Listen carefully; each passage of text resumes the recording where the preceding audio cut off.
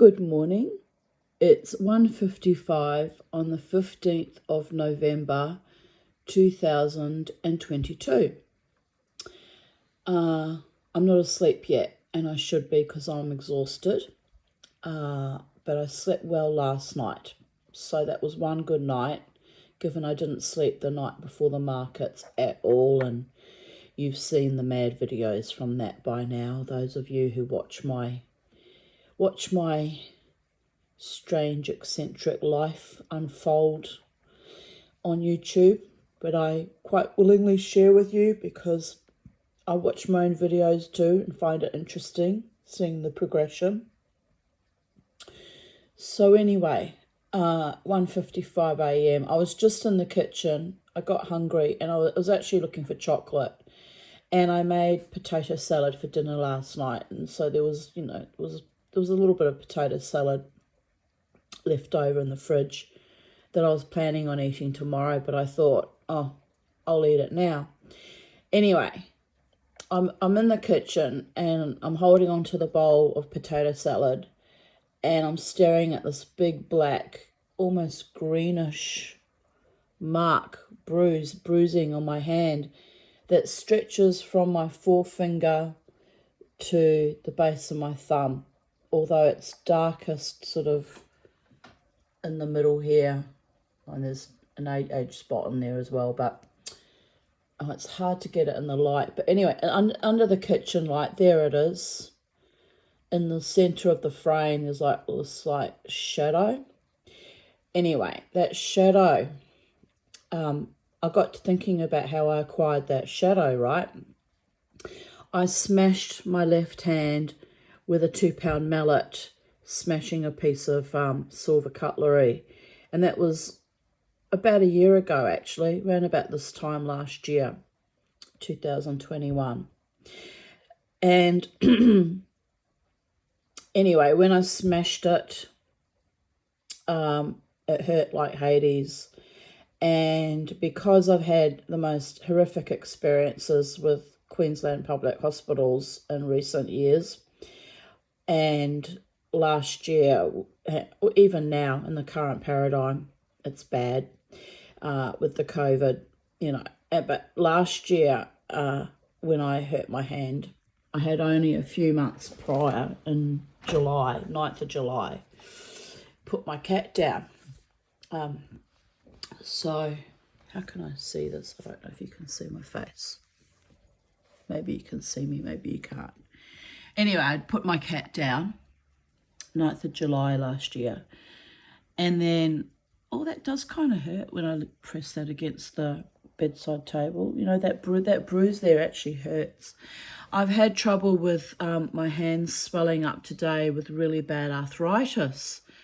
And I was talking to my friend Jared, and I said, I didn't do any hard physical labour yesterday except for picking up, the boxes of jewellery and loading the car and unpacking again. And then I had to unpack and repack to put them in the trolley to carry, to drag the trolley to the markets, and then unpack again. So I think it was just my hands are sore from the heat and the stress, and probably all the, manipulation of the little boxes of stuff I've got. And I don't know, but my right hand here was really swollen yesterday. But tonight I noticed this big shadow. The shadow on that left hand where I smashed it is really showing up today. Anyway, it doesn't hurt. It's just there's a permanent shadow there because I damaged that hand so severely. I should have gone to hospital when I smashed it. It was bad. I still remember it. I ran around the backyard screaming and almost fainting, holding my hand and doing a little shamanic dance and praying to the gods that I didn't have to go to hospital, because if I go, they will assuredly kill me, right? I don't trust them anymore. I cancelled all my future colonoscopies a few months back because they're not getting near my body anymore, COVID or no COVID. The only way I'll end up in hospital is if I have a car crash or someone actively, physically attacks me, or something horrific, a brick falls on my head, or some horrific event that's unforeseen, right? So anyway, so what happened was, I'm making this video in the middle of night.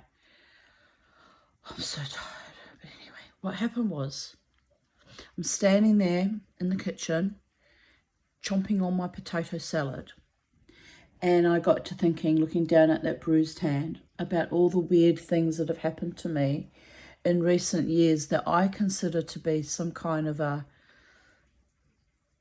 demonic influence, because it was me. I did it, like when I accidentally, and it was an accident when I smashed my left hand, like, you know, the mallet just literally missed the piece and just went whack into my flesh. It wasn't like a willful self-harming, like I want to hurt myself so badly that I fuck my hand up. It was a genuine accident, but there was a part of me that was like a bit disassociated. So after that happened, after I ran around the backyard and almost semi-fainted, and it was like during the day, all my neighbours were at work. There was no one to call on for help. And anyway, what's the point? It's just a hand. So I lay on the grass for a while, and I was like, man, if this keeps up, I'm going to, get septic arthritis in that hand, because I've had septic arthritis on my foot before. And if I get sepsis, it's going to be a horrific way to go, and it would involve going to hospital, and I don't trust them, so it goes round in circles, right? So that's what I was thinking while I was running around in circles, screaming in pain when I hurt that hand. Anyway, tonight I'm eating the potato salad, and I look down at the hand and I notice the shadow's really prominent today. Some days it's not most days it's not very noticeable, but tonight it was really quite dark, and I thought, oh, that's not good. Anyway, so as I said, I was having flashbacks to all the things that have happened to me that were partially my fault, or almost like some kind of evil demonic influence that came out of left field. Because, when doesn't evil demonic influences come out of left field, right? Anyway, so I spent some time today bemoaning to my friend Jared, who was very busy working on making a beautiful website for me, because I said to him, I can't go to the markets anymore. It's actually dangerous. It's not good for my mental health. I get triggered. I'm not making any sales, and I get triggered by the weirdness that is around me, and I'm not coping emotionally, and I also didn't sleep, and that sends me batshit crazy, as you can tell, because 2 nights later I'm making this crazy video, right? Anyway, so what happened was, while I'm looking down at my hand, it flashed back to me about the demonic influences, and I remembered about the hand and how I hurt it, because I was reminded by that bruise.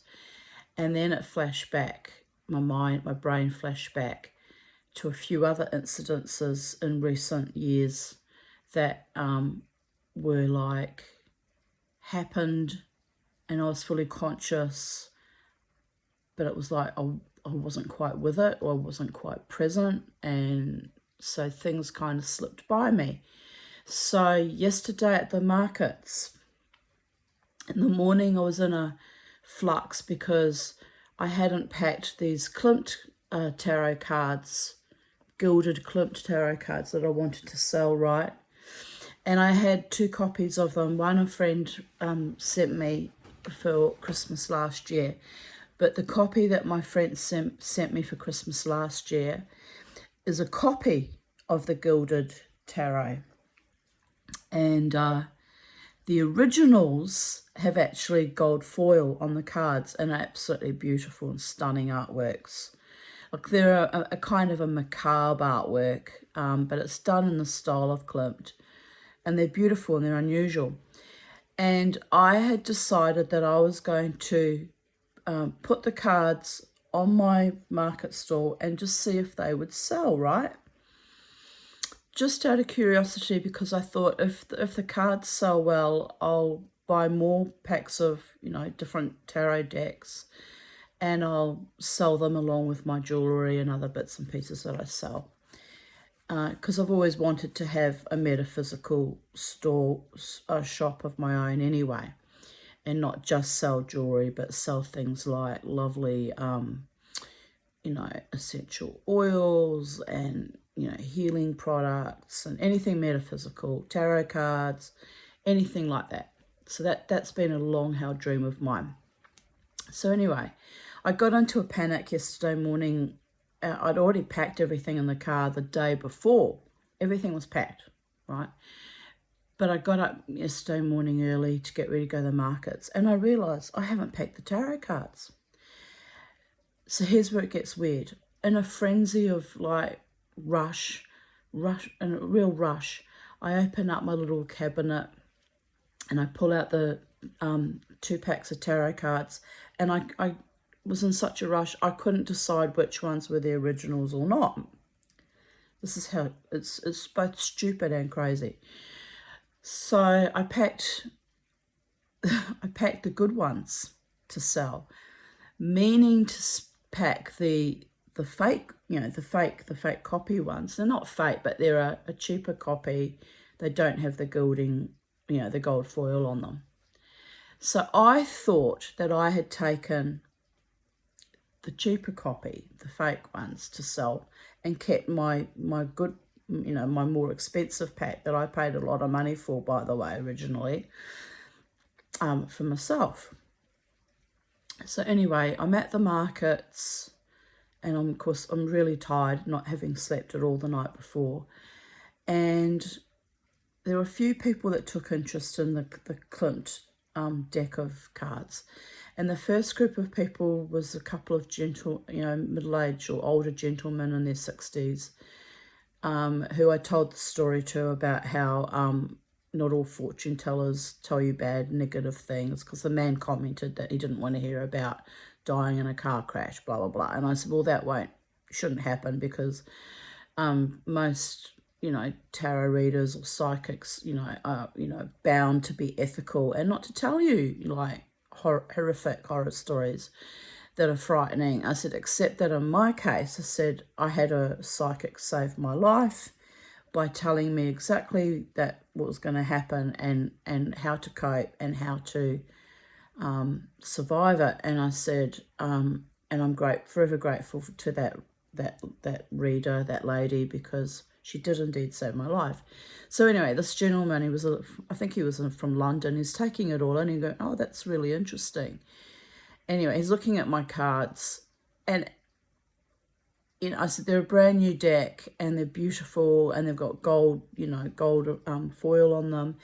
And I said, would you like to have a look at them? And he said, oh, okay. And I open it up, and I'm showing him the actual cards, and I'm showing him the beautiful gold on them.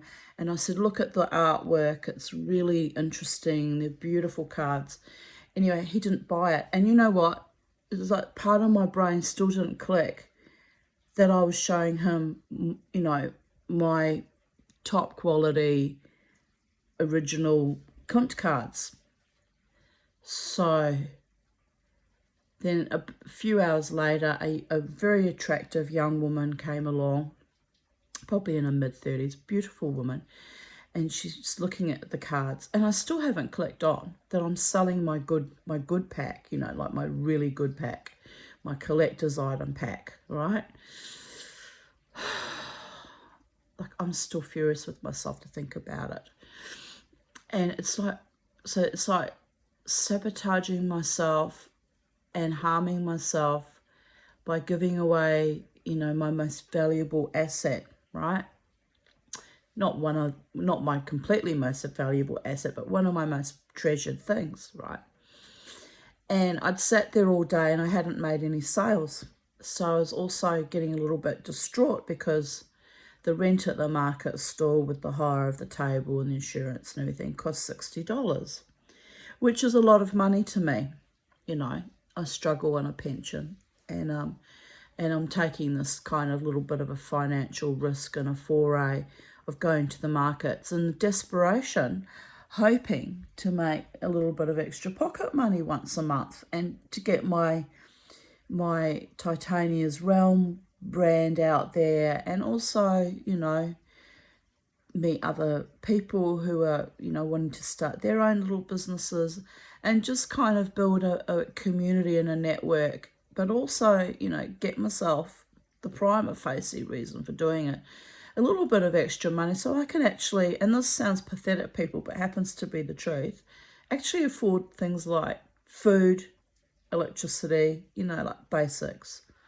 So I'm sitting there thinking, well, fuck, haven't sold anything again, and what am I going to do, and how am I going to survive the zombie apocalypse? And I was quite triggered because a lot of the people that came were not fully embodied.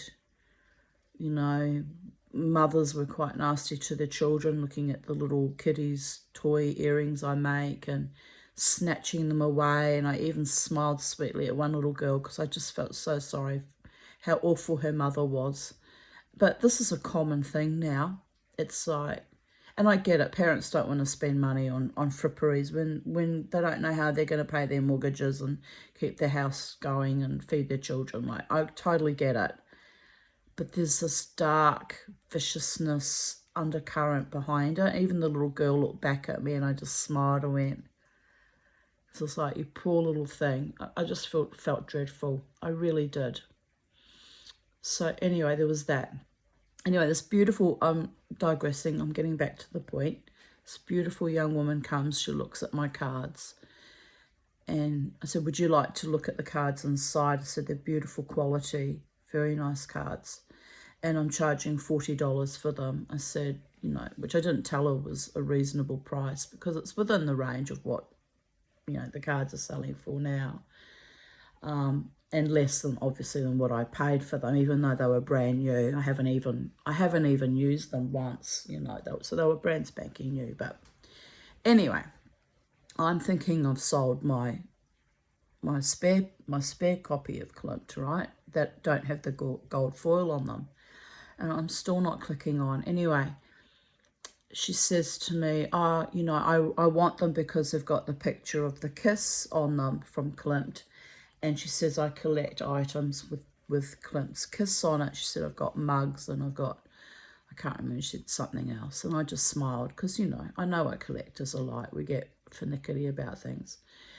Anyway, I said to her, well, it's $40. And she says, do you take FPOS? Because most people have these little square things, right? And I said, no, you know, I don't, cash only, but there's an ATM around the corner. Anyway, she said, okay, I'll go and get cash and I'll come back. Would you please put them aside for me? And look, you know, so many people say this and they're just liars and bullshitters. And that's the other thing. People have got no decency or integrity anymore. I find that disgusting. It's like, don't lie. Just say, oh, yeah, you know, I'm sorry, I'll come back another day, or I'm not interested now. You know, just be forthright, but, you know, people play games. Anyway, so this beautiful woman went away, and she didn't come back for a very long time, and I actually didn't think she was going to come back. And in a way, I'm looking down at the cards. I still hadn't consciously clicked that they were my good pack. I don't. It was like I wasn't myself. Like I wasn't in my right mind, you know. And she comes back much later. It was about an hour later. I'd actually given up that she was going to come back, quite frankly. And she buys them, and I give them to her. And then she just sort of looked at me. The way she looked at me was this look of like real gratitude and appreciation that I'd kept them for her. I think that must be what she was meaning by it. Was just a strange look that passed from her to me. And I just smiled and said, use them in good health and enjoy them. By the gods, I hope she uses them in good health and enjoys them, because she got my valuable, not so much valuable, like they weren't first edition or anything, but she got my more prized pack, right? So I come home, and something said to me, it's almost like the real me, my normal, fully functioning persona kicked back in, said, go and check on the tarot cards. So anyway, I rang my friend Jared, and Jared said, did you sell the gilded ones with the gold foil? I went, yeah, I did. He went, you did what? And I went, I need to check. I said, I didn't have time this morning to look at it properly. I couldn't think straight. I was like not slept, exhausted. I said, I've made a mistake. I've sold the wrong cards. I just have that feeling I have to check. So anyway, I opened my little cabinet. To get to the little cabinet where I store all my tarot cards in, I have to pull all these little ornaments out the way. So it's a whole megilla just to get to it. Anyway, so I pull them all out. I get it out, pull out the cards. I had the copies. I'd kept the copies. And I definitely had sold the gilded ones. So then I said to Jared, oh my God, I've had nothing but loss today. He says, what do you mean? I said, well, $60 rent. I said, you know, which is par for the course, you expect that. But I said, no sales except for my tarot cards, which were $40, but are actually worth a lot more than $40. So that's another loss on top of the rent. I said, and I was just about crying. I said, I'm just wasting my time. I'm giving and giving and giving of my time and my energy and every aspect of my life. I give and give and give. And I'm not getting back, you know. I mean, obviously I get my disability pension and that's how I stay alive and support myself. But I'm not getting anywhere near back the investment that I invest in energetically into people.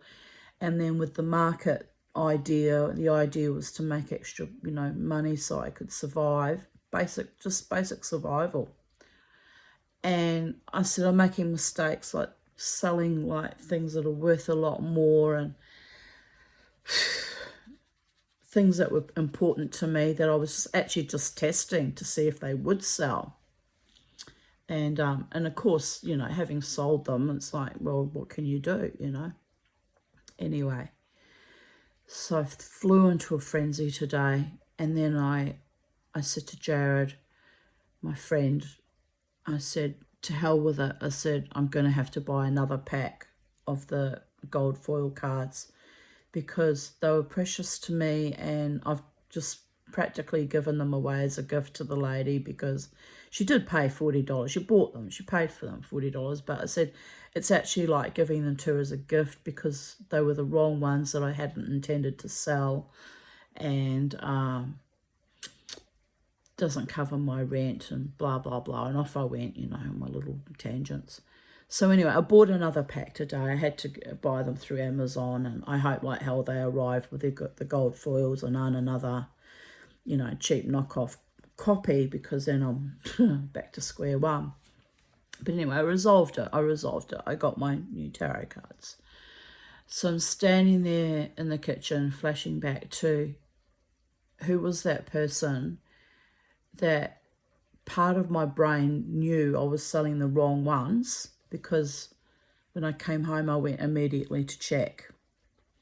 And yet I still did it. I still sold them. And I almost sold them twice over because I was telling the English gentleman, like, you know, look at them, the quality, they're beautiful. They're collector's items in their own, you know, in their own right kind of thing. Well, if you don't use them, they're collector's items.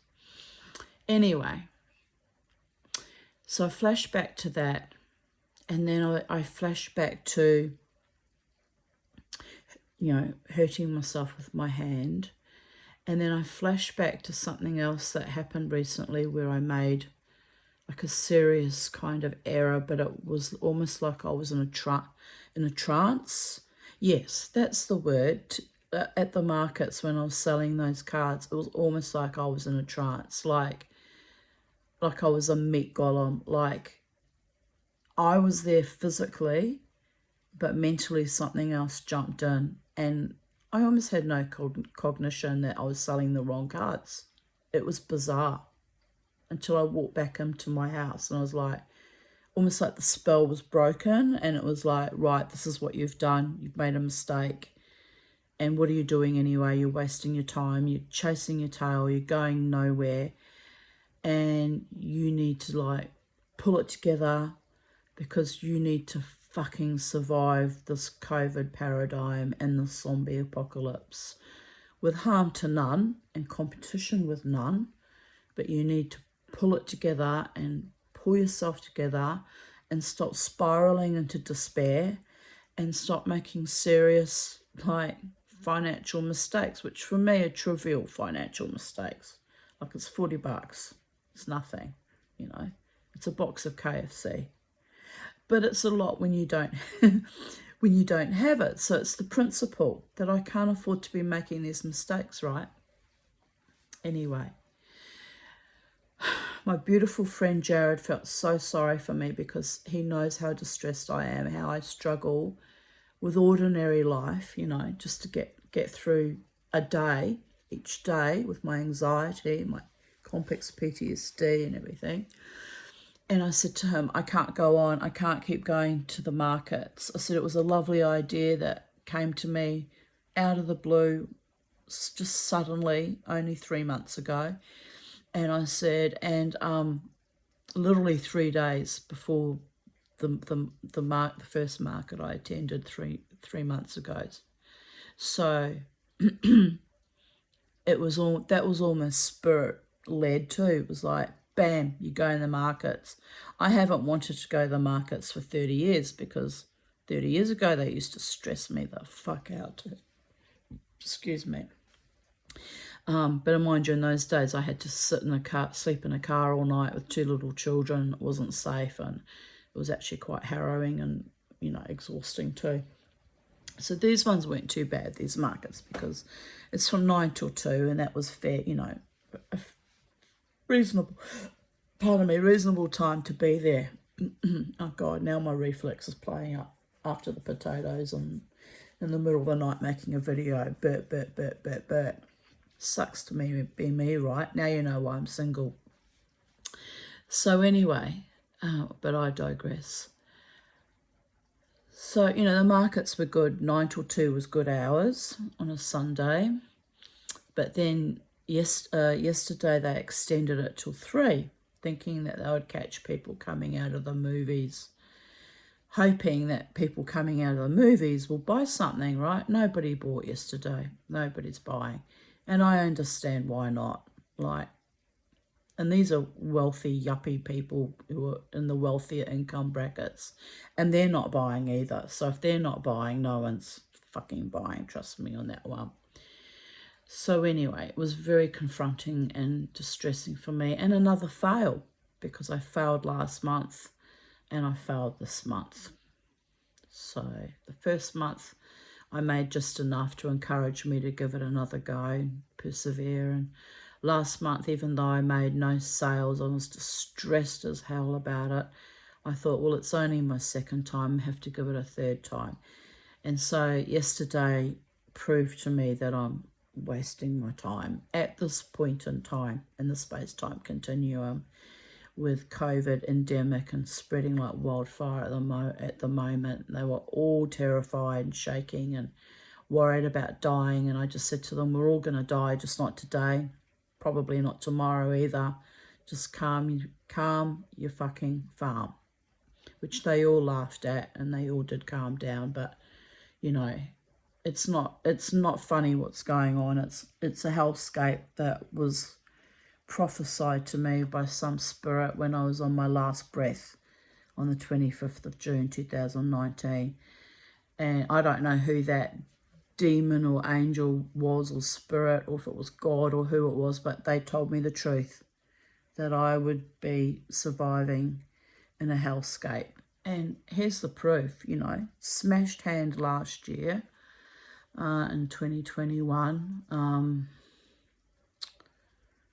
The weird zombie apocalypse that's even infiltrating my brain, because, you know, I'm consciously and simultaneously unconsciously selling things that I know with a better quality product and that I had wanted to keep for myself. That was bizarre what I did yesterday. It was completely bizarre. It's almost like something walked into me and went, yeah, just hand it over. And even the way the younger woman looked at me like, oh, you know, it was almost like she was spellcast. It was bizarre, really bizarre. I felt quite confronted and tripped out about it, actually. Lovely girl, though, and may she be blessed with joy with those cards, because, you know, she bought them in good faith, and I sold them to her in good faith.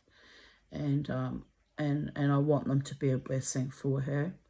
And I've bought a replacement pack now, even though the replacement to buy them cost me $65 because I had to pay American exchange rate, American dollars, and postage. So it's a triple loss, a triple treat loss. Triple treat's one of the name for the market. So there's a little cosmic little twist of fate there. A triple treat was for me a triple treat loss. But that's okay. That was yesterday, moving right along. So my beautiful friend Jared, who empathizes with me and my struggles to succeed in a time when people are ill and dying, and God forbid if I get COVID, I'll probably die of it too, although that's negative thinking because, who knows? We just don't know. No one knows. Life is precarious, right? So my beautiful friend, I said to him, I don't know what I'm going to do. There's no point continuing with the markets. I'm not making sales. And I'm working so hard on this jewellery, and I've got quite a bit to sell now, but it's just like I can't seem to succeed. And I said to him, it's like a demonic curse on my head.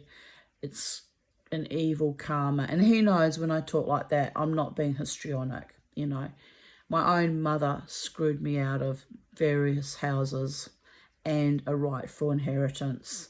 So when I say I have an evil karma that comes from my family of origin, I'm not lying, I'm not extrapolating, I'm not exaggerating, I'm not histrionic, I'm not borderline. It's the truth, the cold, hard truth. So my beautiful Jared did a lovely thing for me today and made me a business website. And he said, look, just take photos of your jewellery and I'll post it on your website. And that way, he said, you can run your online business from your bed. He said, if you get sick, you can just lie in bed and do it. You don't have to get up and run to the markets and just, basically waste your time. He said, if people want it, they can look on your website. If they see something they like, they can buy it. The company that runs the website takes a percentage of your sales, but that's okay. I mean, that I don't have a problem with that.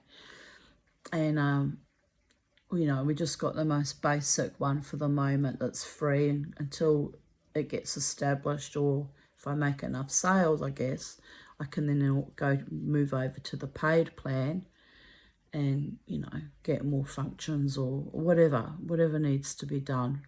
But we just started off with the basic plan. And look, he made it so beautiful. He's a graphic designer, so he made me a logo and made it really lovely. So I was really thrilled about it. And he worked hard today. 7 hours he worked on that website.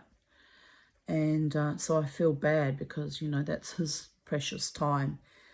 And he could have been doing something else, So that was lovely. Anyway, I was just standing in the kitchen thinking about the sabotage that I did to myself with my jewellery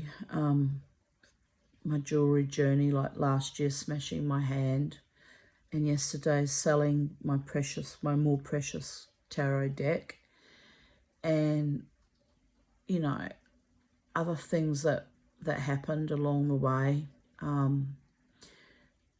A jewellery group that I was in for 2 years until recently that the admin owner turned toxic, that I was actually quite upset about because I liked her and I liked the group and I was learning a lot, So there's always like things that I thought, all the sabotage and negativity and kind of evil that just, it just I'm trying to think of a description. like a trapdoor spider that just opens its trap, sneaks out and attacks you unexpectedly, and then just as unexpectedly crawls back in and pulls its little trap over itself. And you're standing there going, what just happened? I didn't even see that coming. I wasn't conscious of that in myself, that I was like harming myself in some way. Almost like a form of disassociation, except in that case it wasn't disassociation, it was an actual, I felt like that was a demonic attack when that group owner of that jewelry group turned vicious, because there was no need for it. There was no need for that behaviour, you know. All I'd done was mention that I hadn't made any. This was after the second, so this was only a month ago.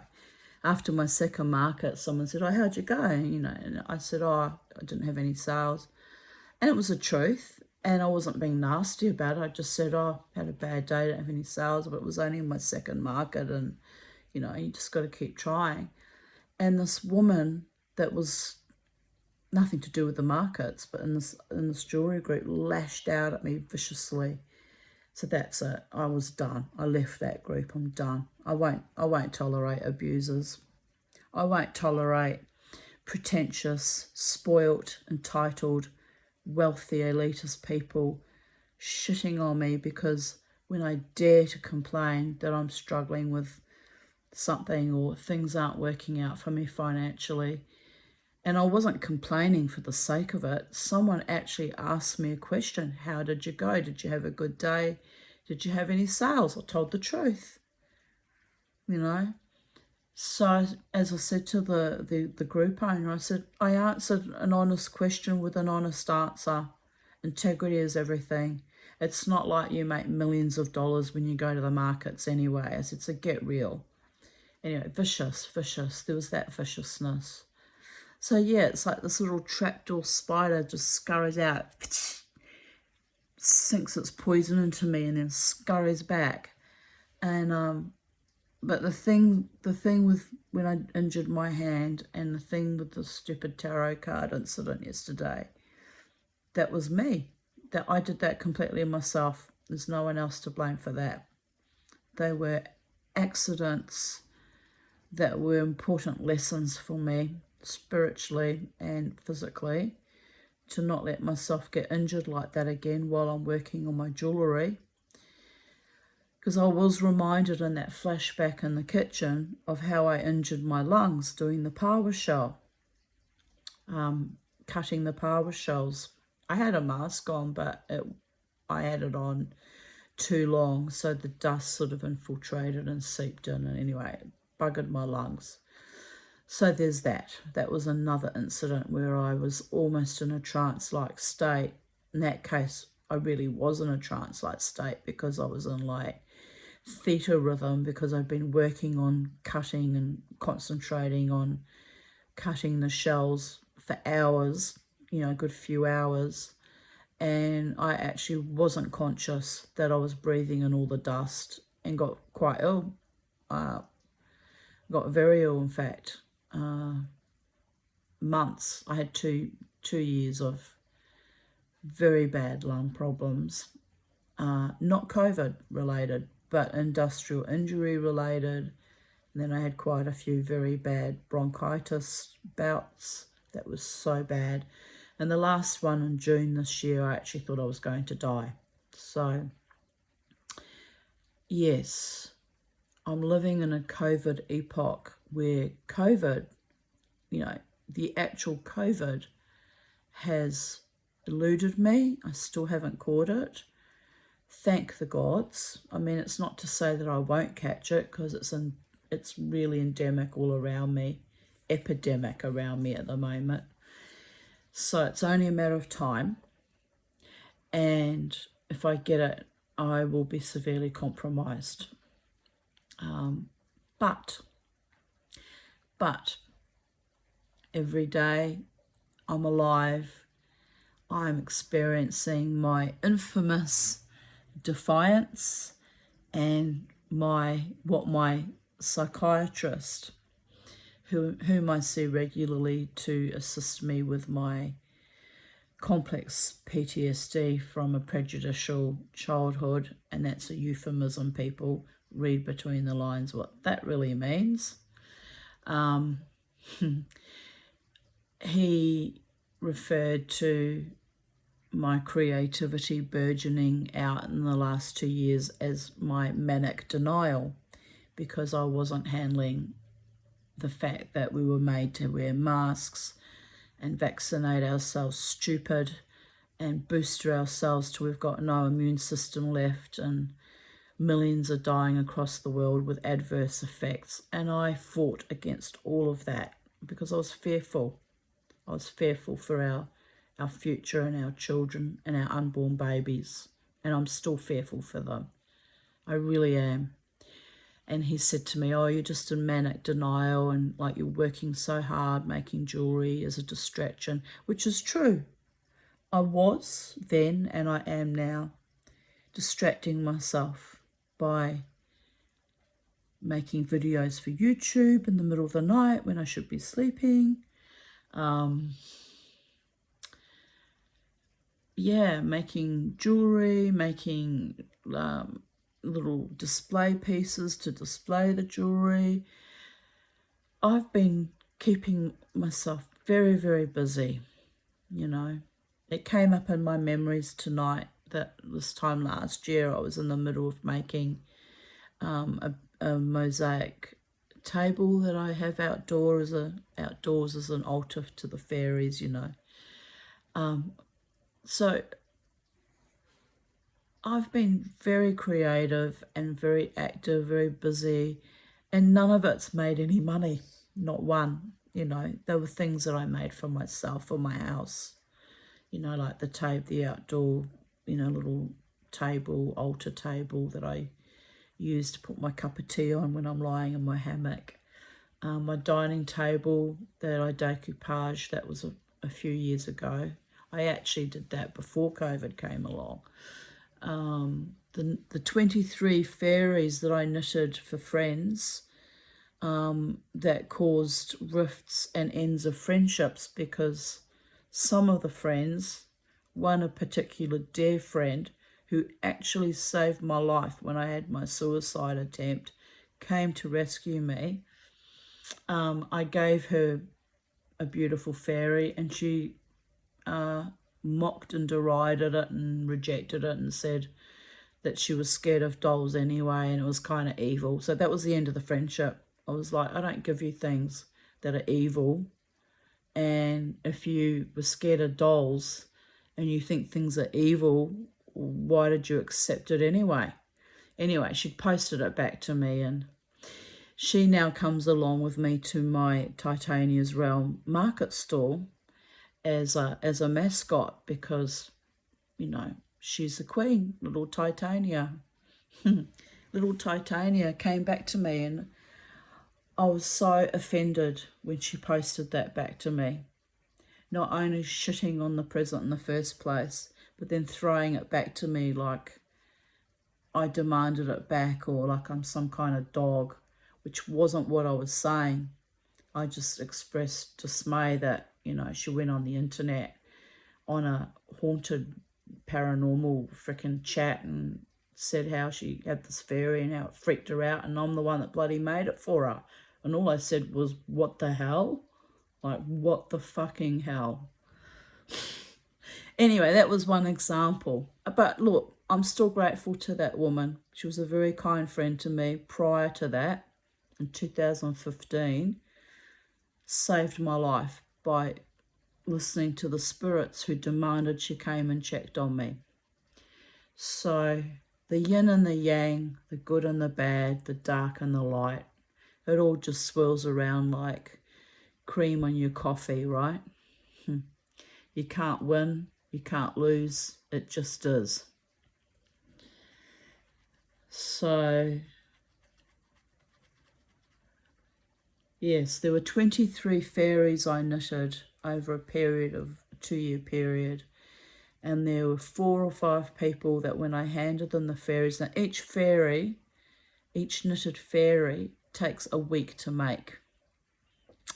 And I'm sitting on the couch watching TV shows and putting my heart and soul into these fairies, and that was a distraction from my, you know, my constant battle with ill health and my constant battle with depression, major depression, which is a figment of my complex PTSD, and my constant feeling of grief and loss over heartache over, you know, the last lover, but all the lovers, including my former husband, all the men in my life who betrayed me, cheated on me, destroyed me financially. The last one, we didn't even proceed to even a committed relationship because every time I saw him in our venue that we used to attend together, he was, you know, rolling his tongue down someone else's mouth, or he was shoving girlfriends in my face, and I was just kept in this constant state of rejection, abandonment, and grief. You know, and that went on for years. It went on for 9 years since I met him. 9 years. And I'm not grieving him anymore. Like, why grieve? I'm just saying how it is. I lost 9 years because I just couldn't believe that I had fallen in love with yet another monster. Yet another monster. And I've had a lifetime of monsters. This is why, you know, it's taken me this long to try and set up a business of any kind or go to the markets or do anything, because I was kept in a purgatory and a hell loop of trauma, distress, actual constant life-threatening experiences, up to and including the surgery in 2019 where I nearly died again. You know, and here we are from 2019 to 2022, and it's only in the last 3 months that something snapped to attention in my brain, like someone had pulled back an elastic band and gone ping, where I said, okay, I have to get back into the seat of my own life now, and I have to, you know, try and sell all the lovely jewellery that I've been making in the last 2 years, and try and establish a little business. That was only 3 months ago. And then the constant failure monthly, because it was only once a month a market, yesterday and last month and the month before, the last 3 months, were like another slap in the face. Cosmic slap in the face. Not the people. The people at the markets were actually very lovely and kind and generous of spirit. And, you know, the lady that I was positioned next to yesterday was another silversmith, and she gave me lots of guidance and tips, and she was just a sweet woman. So, like, it's not the humans that are working the markets that I have issues with. It's the dark-featured forces that are going on in our world around us that have us all under attack and under constant chronic fear and anxiety and driven to the point of almost madness to succeed when it's actually kind of too little too late. In my case, it's too little too late. But having said that, my friend Jared, I said to him, I can't go on like this. I'm chasing my tail. I need to get an online website so I can try and set up a business that way.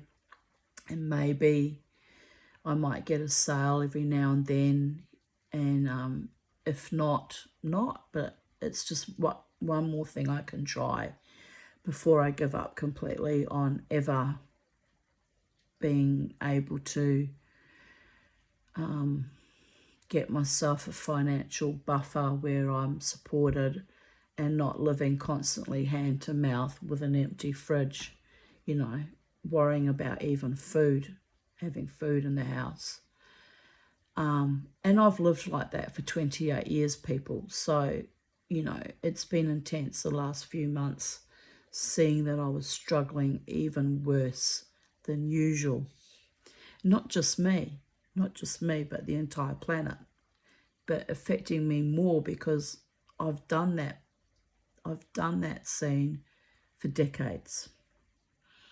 And I was hoping to pull myself up and out of it like an airplane crashing, trying to pull on the throttle against the impending disaster, going breaker, breaker, breaker, mayday, mayday, we're going down, but pulling myself up and out of it, which I have tried in the last 3 months. Tried very hard to achieve the unachievable given my circumstances. So that's my video. The reminder in the kitchen, the flashbacks in the kitchen was of my bruised hand. The near-death experience at the hospital in 2019, the lung damage from the power, all the things I have overcome in the last 12 months, even the last 12 months, have been incredible. So the Tanya who just 2 minutes ago said, I'm trying to attain the unachievable and the impossible and do things that I never thought I was capable of.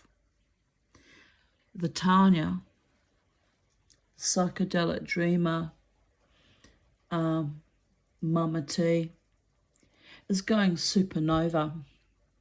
I'm trying in every aspect of my being to not just survive but to thrive. And I'm talking not just financial thriving. And by financial thriving, I mean having more than just barely enough. More. I don't need, millions and millions and millions of dollars, but just more than enough. Of course, if I won the lotto and I won $20 million, wouldn't that be nice? But just to not be battling quite so hard all the time for decades would be nice. And the Tanya who says it's impossible and untenable and unachievable, bit by bit, day by day, breath by breath, I'm starting to achieve things, little things, like throwing my epic tantrum today about accidentally, almost in a trance-like state, selling my better quality cards. I bought the fuckers back, I replaced them, even though I can't really afford it. It was a matter of principle. I've got to stand by and with myself and not let that dark aspect of my being that invades me from time to soul me down the river. Because I've been sold down the river enough in this lifetime. I really have. More than most people can even comprehend in a million lifetimes. And I'm grateful that I'm alive and that the last 12 months have seen me really blossom and really regain my zest and fight for my own autonomy, financial, physical, emotional, mental, and hopefully one day find a loving partner that values, cherishes, respects and adores me, that doesn't swill his tongue down other women's epiglottis in my presence and try and degrade and humiliate me, but genuinely loves me and supports me and soul nourishes me and cares for me in an equal, loving, joyful, loyal, respectful partnership.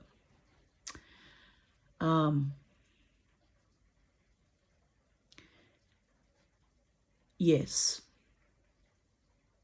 you know, a lover, a friend, a companion, and I don't know if that's ever going to be possible. But, you know, I am blessed and grateful with my beautiful friend Jared and my friend Lynn and Margaret and Sally and all the women, friends that came and went in my life, including my childhood, who I rarely have contact with now, that without whom I wouldn't be alive today.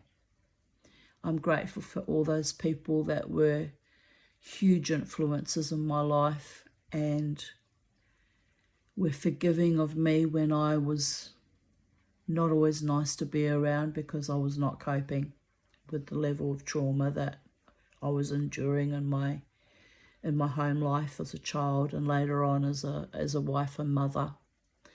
You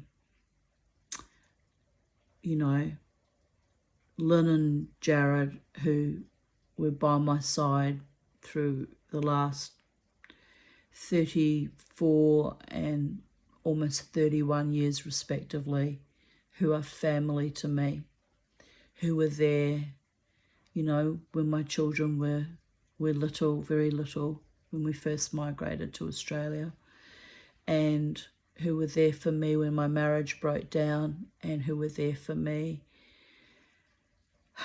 through all the disastrous relationships that came after that, the life-threatening relationships, and who are still in my life and still fighting for me, like Jared did today by making that website, and Lynn did for me last week when she bought me the most beautiful steaks and vegetables and profiteroles and chocolate and helped me out with food. And my friend Sally, who has done the same for me numerous times, who, you know, helped me out with expensive items that I could never have afforded on my own steam, which are life enhancing, you know. Incredibly good, kind, generous friends I have, and I'm so grateful for those friends, you know. And it's not all financial things that they've gifted me either, you know, in my friendships. A lot of the things I have gained from friendships have been gifts of heart and soul and mind, things you can't buy, as well as the financial. So I'm very, very blessed. And I sit around pining for a loving, you know, sexual life partner who may manifest one day and he may not, you know. But in the meantime, I am loved by a supernal being that makes sure that no matter what, no matter how putrid humanity has become and has always been, the darkest aspects of humanity, the cruelest and most sadistic, that supernal being has always blessed me with so much love and so much inspiration and so much motivation, and with truly good people who want to see me succeed and who love me more than make up for the ones who tried to destroy me and actively tried to kill me, including my own mother and father and sister and godfather and stepfather number 2 that came in when my mother was 70 years old, the one that robbed me of everything.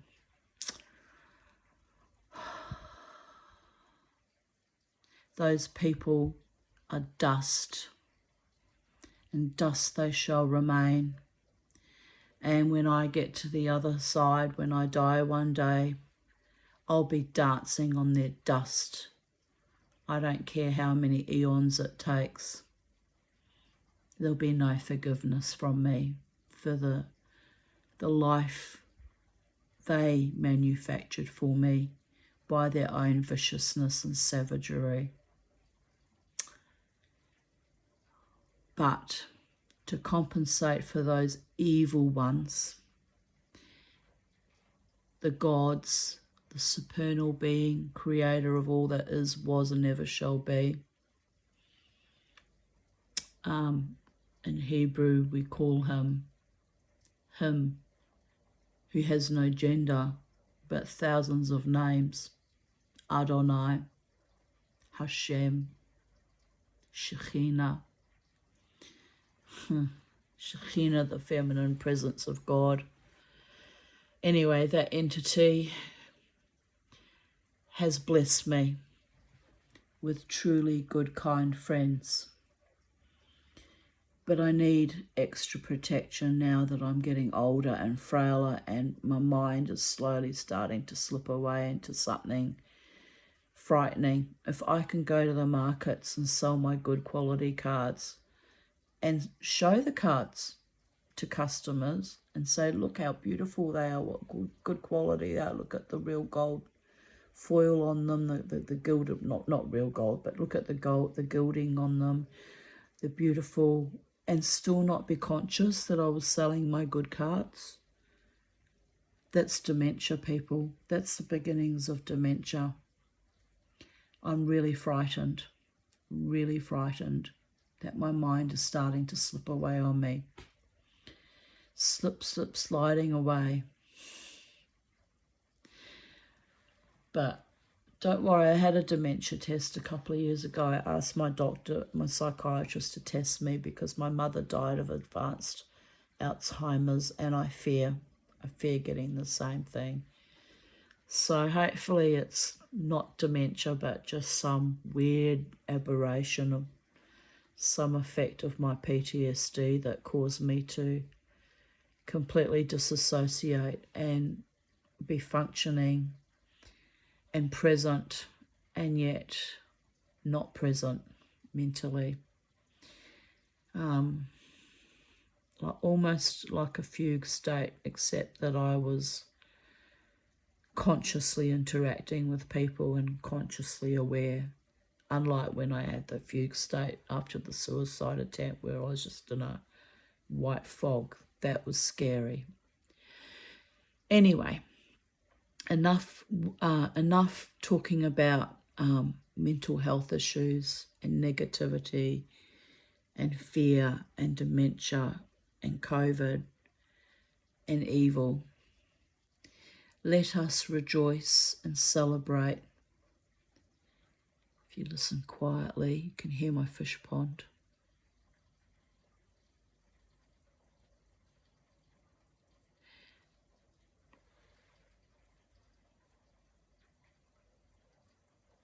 In that fish pond, I have 3 goldfish, and they're beautiful, and they bring me so much joy.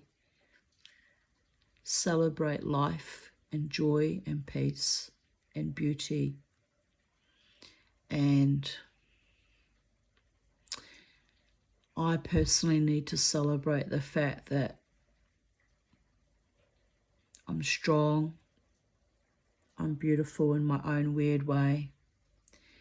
And although I have failed to receive passion and romance and true love and loyalty from a human man, I have failed in nearly every aspect of my being in relationships. I have succeeded in having beautiful friends, and in my love for our earth, my love for the gods and the supernal creator of all, and my love for my pets and my garden. And I still have a small percentage of love and hope for humanity that even in these darkest times we might redeem ourselves and make our lives beautiful and wholesome and peaceful, and manifestations of art that we can stand back in awe of and go, wow, that was me. I built that. I created that. I dragged that being back from the abyss, and I taught her how to fly, and I threw her off the cliff, and she flew